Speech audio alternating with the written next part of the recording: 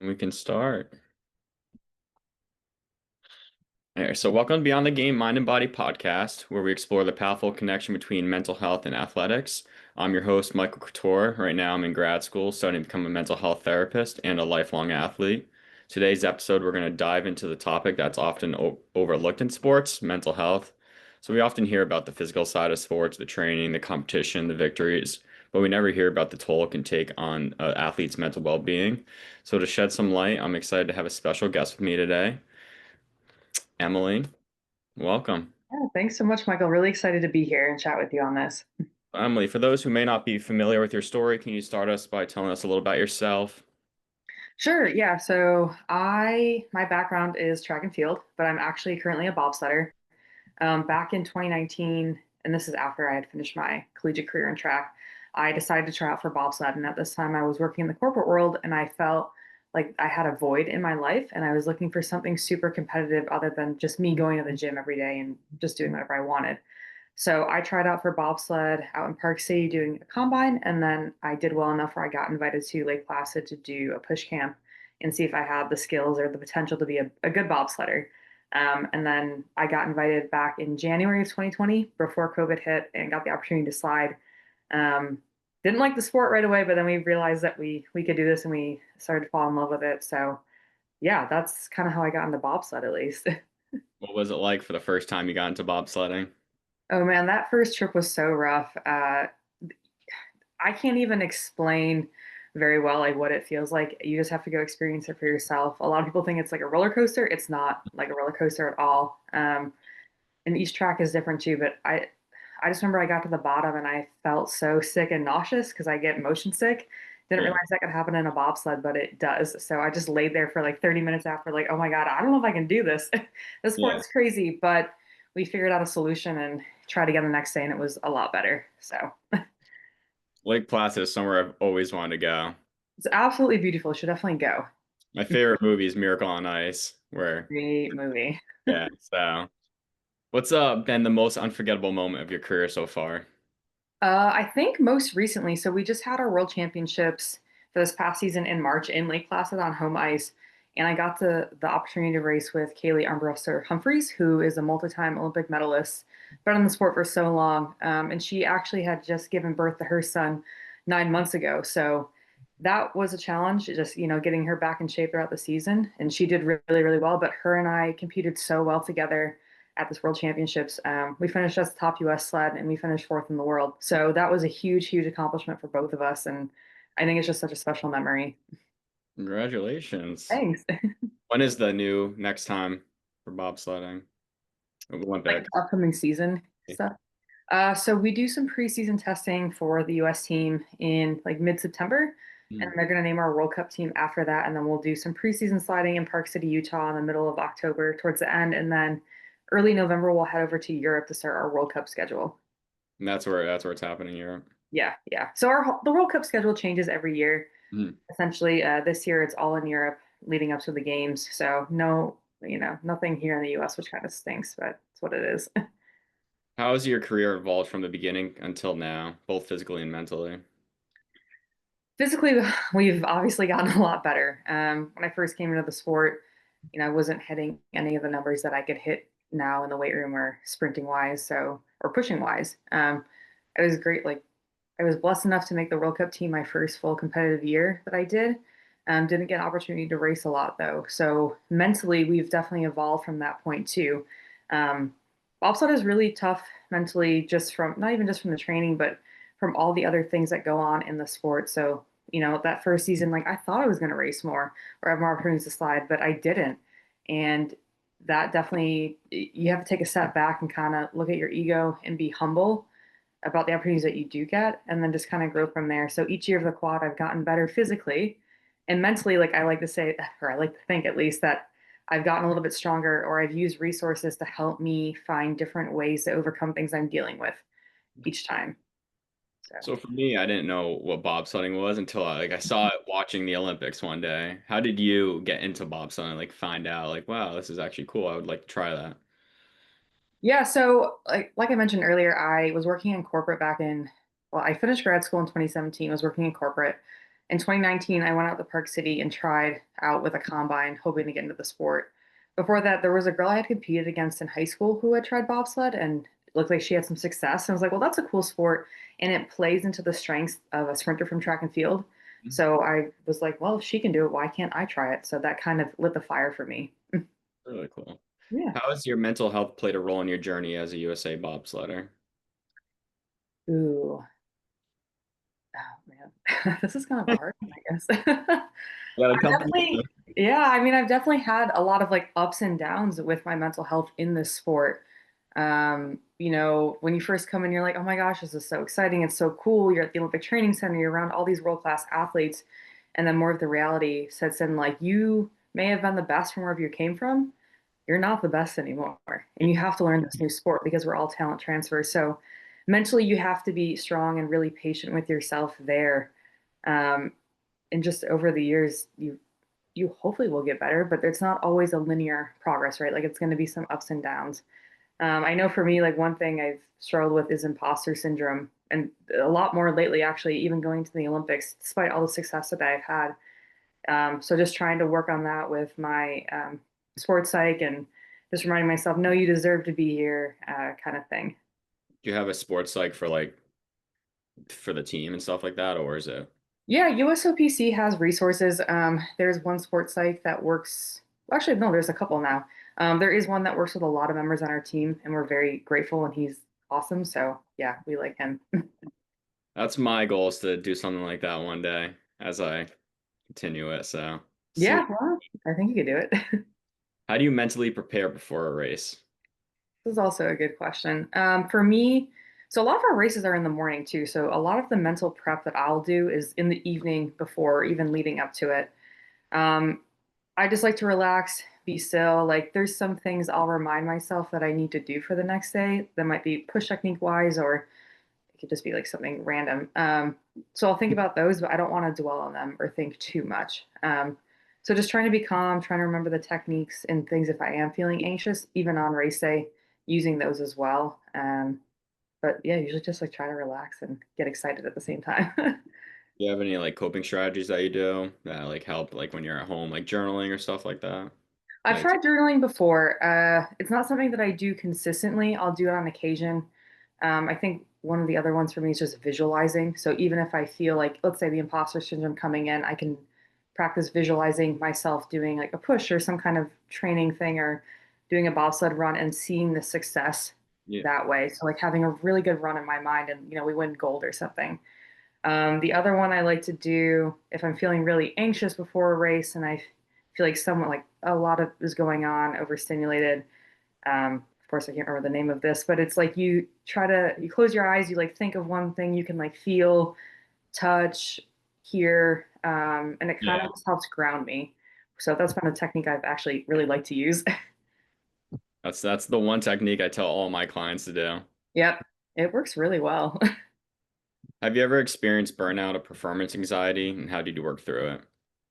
I've experienced burnout more in like the corporate workplace, maybe a little bit in sport, kind of at the end of the season. We go on tour in bobsled from November to the end of March sometimes. So it's a lot of activity, a lot of sport, a lot Yeah. of being around the same people.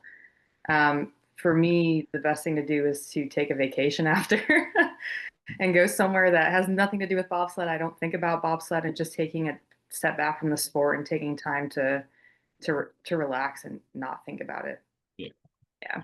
To travel all the way around the world all the time, I feel like. Yeah, I definitely love to go to like Southeast Asia, somewhere tropical and different with a lot of different culture, different experiences, different people. So How do you handle failure or setbacks, especially in a high stakes sport like bobsledding? this is actually a really good question. Definitely have experienced a lot of failure and setbacks for myself. It is really hard to deal with at times. Your ego is like, no, you're better. Like you should have done this. But for me, it's really looking at all aspects and being, okay, like my ego is wrong here. We're going to take that out and just accepting that, okay, we didn't do well. Let's feel these emotions that we're going to have for, a few hours, 24 hours, whatever you need. But then the next day, we're going to put that behind us and we're going to move forward. And I really had to deal with this at our preseason testing last year. at our push championships where we evaluate athletes pushing ability by themselves and with a pilot. And I had fallen and slipped in the single on my very first one. And it really kind of affected me mentally. But I remember one of the girls being there and being like, "You're better than this. Like, finish out the day and then go home and feel whatever. And the next day, forget about it because it's not going to do you any good." So I listened to her and it worked out in my favor. But it was really nice to hear that in that moment, too. Do you guys do like co-ed bobsledding or is it?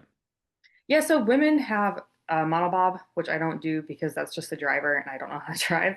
And then Mhm. we have two women, so a driver and a brakeman. So I'm the brakeman in the back. So my job is to push the sled really fast, essentially. What does Elliot do? He is also a brakeman, but the men have two man and then four man. So with the four man, you have one pilot and then a guy in brakes and one guy on each side. It's Yeah. really we already asked you that one. Do you think enough athletes talk about mental health openly? Why or why not? I think the landscape of this has definitely changed over the years of me being in bobsled and in sport. When I was in track and field in college, I feel like it wasn't a topic talked about very often at all. Like, I don't think I knew of anyone else who was using a sports psych at that time. And there was a period where I was using one for different things I had going on. Now, being here, I think Team USA puts a really big emphasis on mental health, which is awesome and great. And I love to see it. So I know with my teammates and my close friends that are on the team, we do talk about it a lot more. And we talk about things that we're struggling with, and we don't feel like we have to gatekeep or keep it to ourselves. So it's really nice to see this cultural shift in that aspect. And you did track and field at URI. Hmm. How was that? It was awesome. I love going to school there. Love my teammates. And gosh, there's just so many good memories. Mhm. What's one, is there a specific moment in your career where your mental strength was tested the most? Um, I I would say just, that last preseason testing, those push championships, like I really had to be strong mentally because I had messed up in something that was really important for team selections and how we would be, I guess, set up for the season going in. So determining like who gets to race with who on certain tracks or how many races you get. So just trying to, like I said, let myself feel what I had to for those 24 hours and then put it behind me and lock in for the next testing that I had to do. Would you ever try out for track and field for the USA Olympics? I mean, I would love to. I'm just not fast enough. I think I realized that after my track and field career ended at URI. I would go do masters track and field now. That would be fun whenever bobsled's done, but I don't think I'm fast enough to compete with those women. What's master track and field? Masters track and field, so they have, I think they added an age group, but you can be anyone who just wants to do it recreationally, Really? essentially. There's different age groups that you can compete in depending on where you fall in different events. And they have meets all over. What's something you've learned about yourself through the highs and lows of competing? Ooh. Hmm. I think I have learned uh I have learned that I am not always good at appreciating the progress that I have made. Mhm. Um, Especially when I was a younger athlete, it was like, okay, like we achieved this goal, but what's next? And we never appreciated the thing that we had just accomplished because that was something we had wanted at one point. So now I'm definitely better at it and I can see that about myself too. I love that. Mhm. What lessons do you think athletes can learn from the global sports community that could help develop personal growth or career development? Cool. Career development wise, when you're in such a high level sport, you really learn discipline and you're gonna get out of it what you put in it, right? Like you could have all the physical training in the world and be good there, but if you're not doing these little things that also add up and having that discipline to do them, you're not going to go as far as you think you can. Those things make a difference. So I think taking that into like a career world too, like, okay, maybe you're doing the big things, but what are the small things that you can do too? Like, can you go network more? I think that's a good takeaway from that. Personal development wise, uh, just I guess it's something similar, right? Or just Yeah. putting what you want into it, and that's what you're going to get out of it. So as a USA bobsledder, you're always traveling. Adventuring and traveling to unknown territories can be mentally taxing. How do you keep a positive mindset when facing the unknown? It can be hard at times. I mean, I personally love to travel and experience new places and different things, but definitely sometimes get anxiety when I don't know how the logistics are going to work or what it's going to look like when we get there. So for me, maybe it's just researching things ahead of time and understanding like this is a custom or this is how things will go at like this airport or something. Yeah. What do you do about the languages? Imagine. So thankfully, a lot of the places we've gone to, there's a lot of speakers. Sometimes when you go to these smaller like ski towns, you don't get that as much. You can try to translate with Google Translate. I know a little bit of French, so there, like I could read some stuff and it's helpful, but most people speak English. So When you go to Europe, like will they have you like try to learn the language or somewhat or it's, no? it's up to you. Like sometimes some of my teammates and I will do Duolingo and try to learn like some words or just talking with some of the other athletes from other countries, like learn a few words that are easy, like in German. You could say like Dankeschön, which means thank you. Mhm. So just some of those simple things we try to learn. How cool is it seeing all the athletes from every country? It's cool. It's a cool reminder that you are competing with some of the best in the world in your sport and you become friends with them and you build friendships and it's just so cool to see them when you get to the first stop of the season too. So How do you stay mentally sharp in the off season? you take a break after the season's over. Like I said, like take some time to yourself, relax, don't think about your sport. But then once that preseason training starts, usually I'm like super excited and ready to go. Yeah. And just reminding yourself that like every day is one a day to get better in some capacity. So even if you're training that day, maybe you're pushing yourself more in the weight room on the track or whatever. But on like a rest day, are you doing all these extra things that you need to do, like recovery? Are you prioritizing that? So. Do you have a support system outside of your sport? How important is it for your mental health? Yeah. So Elliot, who is my teammate, who's also my boyfriend, he is probably my biggest support system that I have, my biggest rock. I can talk to him about anything, sport wise or not, and he'll just be there to listen. And it's kind of cool to have him in the sport too, because he understands these little nuances and things Yeah. maybe someone on the outside wouldn't understand. So that actually helps take away some of the stress from that too. Is it nice that you guys both bobsled together and stuff like that? Yeah, it's fun at times. Like I said, like he's my rock, and having him there, it can help ground me in moments where I need it, or just help me look at things from a different perspective, and also just have fun while we're doing it. Yeah. Yeah. Do you guys go like everywhere together like when you're doing it or do you guys have to like separate?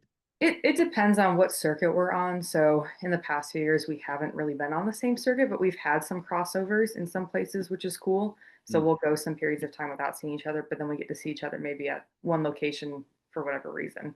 Like he did get to come to Worlds last year, and he was there for me for that, and that was awesome to have him. What do you think what do you do on the days when you don't feel motivated or confident? A good question. So today I didn't really feel motivated, but I had a hard training session. I was tired. It's this block has been really fatiguing, really hard on my central nervous system, and I'm definitely feeling it. So trying to get motivated this morning was hard, Mm. but I just reminded myself that everyone else is working hard today, and you don't have the time or you don't have the ability to slack here. So if you want to be the best and to compete against the best, you still have to put in that effort. Okay. Do you do stuff for like your body like to have like I'm trying to think of it. Like recovery things for your body. Yeah, so we spend a lot of time in sports medicine. While I'm here in Charlotte training, we have a great group of people that are part of that. And then up at the OTC in Lake Placid, there's a whole group there, and they're also amazing. So definitely spending time with them. I like the Normatec boots for recovery. We have a set here at home, so doing the compression therapy is really nice. Um, if I have access to a hot and cold tub, I like to do contrast a lot too. That's really, really helpful with recovery. And sleep. Sleep is the number one thing. I really prioritize that. How did it feel to make the Team USA just months after trying out? It it was really, really cool. I don't think I have other words for it than that. It felt like I was stepping in the right direction. I had achieved one of my goals, so yeah, just cool. They give you like a phone call? Like how do they do it? That year was COVID, so it was a phone call from the coach. I think it actually was the day before Christmas. So Wow. on top of cool, it was also like the best Christmas gift that I could give that Yeah. year. That's really cool. Yeah. What was it like competing at the World Champs in St. Moritz, was it? St. Moritz, yeah. So that actually was my first World Championships that I competed in. That was a really special moment because I got to compete with someone who is one of my best friends, Riley T. Jack. She was the driver for that sled, and I was her brakeman. Um, Riley was a little bit new of a driver, and we both kind of knew too that we probably weren't going to place super high. So for us, we just wanted to have fun and enjoy the sport and do the best that we could. And then St. Moritz is really special too for bobsledders because that's where bobsled was founded or originated. And that's the only natural track in the world. So that's a whole nother element that you get to add to that, which was it just Oh, created a great experience. do all these places have tracks, or do they have to like build them like when you So go? St. Lawrence gets built every year because it is a natural track, but there's tracks all over the world. So we have one in Lake Placid, we have one in Park City, there's one in Whistler, Canada. There used to be one in Calgary, and there's a bunch in Europe. And the Italian track is the one that they just built for these games too. But it was a track back in the day. Then I think it was dangerous, or they tore it down. I can't really remember. But yeah, so usually they're tracks that had been built for an Olympic Games at some point. Can you practice at the Lake Placid one? That's our headquarters for Team USA bobsled, so we spend a lot of time there. This year we actually won't get a slide there because they're not opening that track until January or December. So that's why we're going to go over to Park City to do some sliding in October. How do you train off the ice? Like, what's your workout and recovery routine? I know you said a little about the recovery already. Yeah. And that was a great question. And it's actually a really popular question that we get a lot here in Charlotte. So in the off season, you don't need ice to train. We spend a lot of time sprinting out on a track or in a field, and a lot of time in the weight room doing different kinds of lifts, different plyos, depending on what kind of block you're in for your training. Um, when you get more into the season, that's where or even in the summer, like we'll go up to the ice house in Lake Placid and start practicing our pushing there or on the dryland push track. But that's kind of the foundation of it for the summer months, anyways. Have you had moments where you doubted yourself in your journey? What pulled you through? And wait, what was the second part of your question? What Sorry. pulled you through? Yeah, I mean, there's doubts all the time, right? Like you can be confident, which I am going into races and events, but you never, at least I never want to be too confident because I've had experiences where I was too confident and then things did not go the way that I wanted or did not play out in the way that was good for me. So I know right now, like we have some preseason testing coming up. I've been struggling with imposter syndrome. I have some doubts. The best thing for me is like I've been talking to my sports psych, trying to find different strategies, just reflecting on conversations we've had in the past, reminders that like you are really good and you deserve to be here. And clearly, you are one of the best in the world because of how you've performed in this past season. So just reminding myself that Elliot will remind me too. So that's kind of been how we've been working through that piece.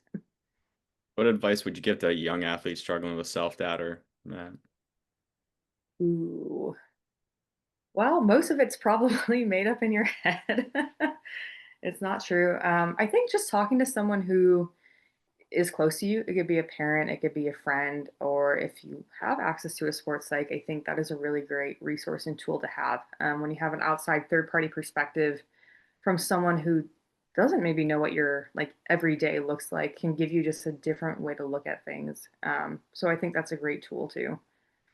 You worked in biotech before bobsledding. What was it like leaving a traditional career to pursue an elite sport? So I actually worked in biotech for a good portion of my bobsled career. Bobsled, there's really no money, so I needed to find a way to also have make money. But I also was interested in having a career too, so that whenever sport was done, I had something I could go back to. It was a really fun balance. I'd go to training and then I'd come back and be like, I have to work or I have meetings. And I think just to be successful in that, I had to have really good time management skills and just, again, to be disciplined because it's not easy to do both. How do you manage the pressure of representing your country on an international stage?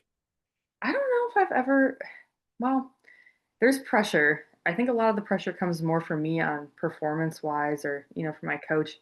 I've never, maybe not, I shouldn't say never. I don't feel as much pressure about representing Team USA, which sounds really odd. I think I'm just so grateful to be there, and I know that I've earned the spot to compete. So I think that's kind of why the pressure doesn't, I don't feel it about being like, oh, like you're representing the US. Like I know I'm going to be able to perform most of the time. It's a great mindset. Yeah. How has your mindset changed from when you were first started bobsledding to now? It's a good question too.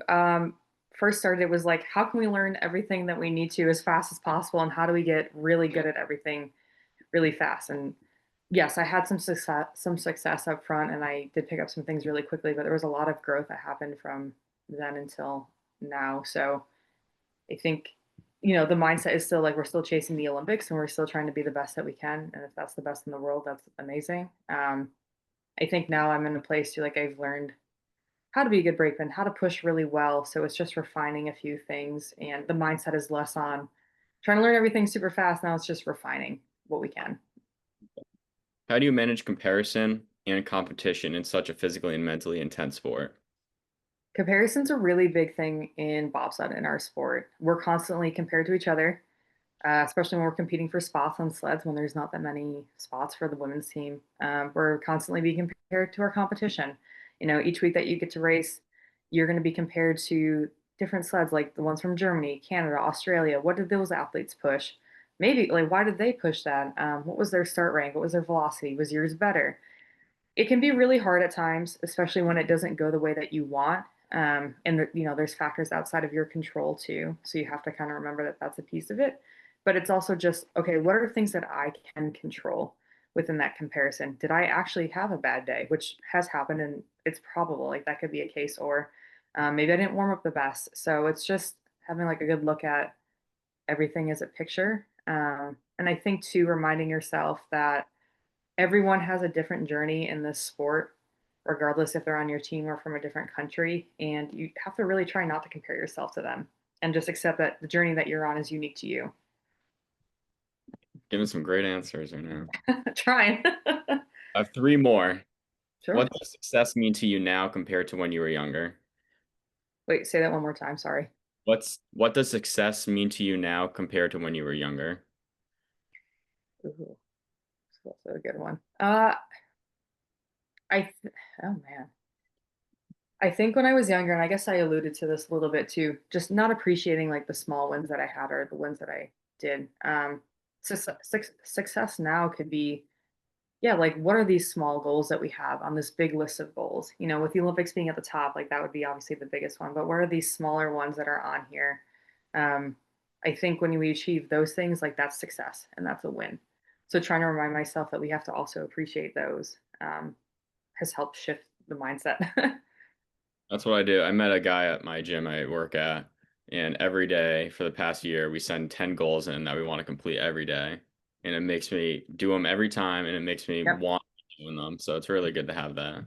Yeah, no, I love that. That's a great idea. And it makes you grateful for things too when you think That's put them what in we that also perspective.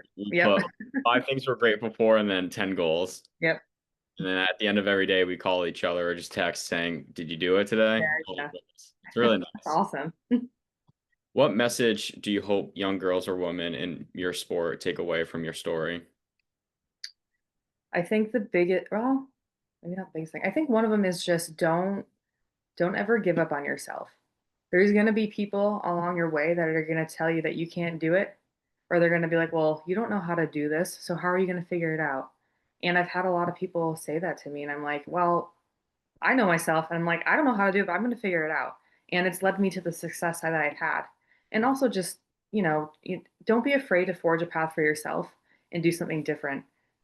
Working in corporate in biotech, no one was doing what I was doing. I was asking for things that no one had asked for. I was like, I need this time to go train. I can't work during this time. Can we be flexible? And I earned those things and the respect of, my peers, colleagues, HR, whoever, to give me that flexibility. So don't be afraid to push the boundary to make your dreams come true. Such a great answer. What legacy do you hope to leave? The last one, not just as an athlete, but as someone who speaks up about mental health in sports. I think a legacy I'd like to leave behind is that I was someone that you could come to if you were struggling with something, um, and that I would be open and listening to talk to you about it, and not being judgmental. Try really hard to be that I don't know everyone's background or what makes them unique or why they are. But I think too, on top of that, like being open about talking or being, yeah, being open about talking about the things that you are struggling with. there's no shame in it because there's probably five other athletes feeling the same way that you do. I know like recently, like again, the imposter syndrome. I was having breakfast with one of my teammates the other day when I was back at the OTC, and we were talking about that. And he's like, "Well, what are you going to do about it?" And he really challenged me in that moment, and I'm grateful for that because it helped me to be like, okay, like we really do need to address this. But yeah, just being open and also just hoping that people will come to me if they feel comfortable enough to talk about some things. Do you guys always eat together and like stuff when you're training? Like do group fitness workouts, group Good lunches? question. Yeah, so we're at like the Olympic Training Center or even here, like Ellie and I obviously eat together and train together all the time. And we have some other teammates here that we train with and we'll go eat with at the dining hall on campus after. But at the OTC, yeah, like we all train together. Even if you're doing something different, we're usually all doing it at the same time. And then we'll all go to the dining hall after and then eat and then just, talk and hang out and then go train again and then do the same thing. So, and it's the same way on tour. At campus, are you at a college or So here we train on the University of North Carolina at Charlotte's campus. okay. Yeah. It's really cool. And Yeah. they have a whole thing there? They have so it's not USOT or I'm sorry, USOPC. This is the United States Performance Center, which is a private group. But they do work with a variety of Team USA athletes. So us bobsledders, there's field hockey here, there's judo, taekwondo, and a bunch of other sports. So if your Really? NGB has decided to work with them, you can come here and train as an athlete in their gym that they have, use their sports medicine kind of thing, which is on UNC's campus. That's really cool. Yeah. Do you ever miss Rhode Island? Yeah, I really need to go back. I haven't been back since 2018 and I really miss it. I owe a lot of people a visit. All your friends here? Yeah, I have friends that are there still, friends who have kids now there that I really need to go meet. I need to see my coaches. It's been a long time and just a lot of people in, like within the departments there that I was a part of. So hopefully at some point we'll make a trip up there. I'd love to take Elliot because he's never been. And I love Rhode Island. And he's like, it's just the Northeast. I'm like, no, it's a special place. Special place. Newport. Newport, yeah, Kingston. There's just, I mean, the beaches there are beautiful and there's great food. Probably more beautiful. Not, I wasn't, no. Again, are probably more beautiful than Rhode Island. Wait, say that again. Sorry, it cut out. Probably been more beautiful than Rhode Island. Other places, I mean, yeah, there's beautiful places all over in the world, but I mean, Rhode Island always have a special place in my heart. It sounds cheesy, but it will. It's Rhode Island for you. Mm-hmm. Well, that is all I had. So I'm gonna start Awesome. recording.